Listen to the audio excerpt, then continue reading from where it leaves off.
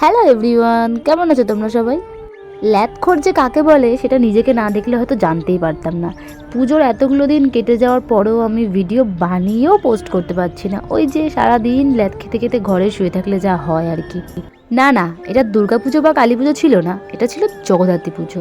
চন্দননগরের মতো না হলেও আমাদের কল্যাণগড়ে খুব ভালো পুজো হয়। আর আমার ভিডিও দেখলে তোমরা তো বুঝতেই পারবে যে আমরা একজন দুজন না, প্রায় 16-17 জন মিলে যাই। আমাদের একটা গ্রুপ আছে, তো সবাই একসাথে মজা করতে করতে যাই। তাই এবারও গেছিলাম ঠাকুর দেখতে। আর এবছর যেন একটা প্যান্ডেলের সাথে আর একটা প্যান্ডেল যেন কম্পিটিশন করছে, এত সুন্দর। কোনটাকে ভালো বলবো কোনটাকে খারাপ বলবো এরকমটা নয়, প্রত্যেকটা প্যান্ডেলই খুব সুন্দর ছিল। আমি জানি আমি নতুন নতুন ভিডিও করা শুরু করেছি, আমার বান্ধবীরা আমাকে উৎসাহ দেবে কি আমাকে নিয়ে আরও মজা করছে। ঠিক আছে, কোনো ব্যাপার না, ভিডিও তো আমি করবই, মজা করুক আর যাই করুক, আমার কিন্তু খুবই ভালো লাগে ভিডিও করতে।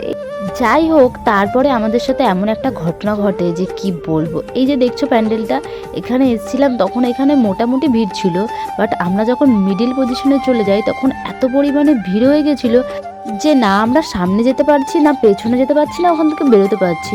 তারপর পেছন থেকে এমন জোরে একটা ধাক্কা দিয়েছিল, সামনের কিছু লোক তো পুরো প্যান্ডেলের ভেতরে গিয়ে ঢুকে পড়েছিল। আর ভেতরটা ছিল এত অন্ধকার।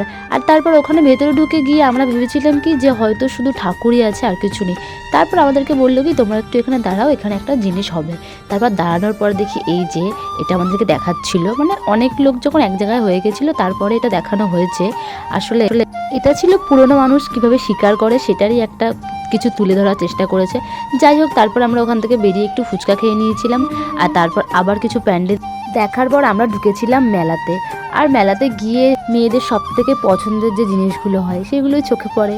আর দুর্ভাগ্যবশত আমাদের সেগুলো কিনে দেওয়া হয় না, আমরা হাজার কান্নাকাটি করলেও আমাদের সহজে দেওয়া হয় না। আর তারপরেই এখানে দেখো সবাই তো বলছিল এই নাগরদোলায় উঠবে, আমি তো বলেই দিয়েছিলাম ভাই আমাকে বাদ দে, আমি এসবের মধ্যে নাই, আমার তো খুব ভয় করে।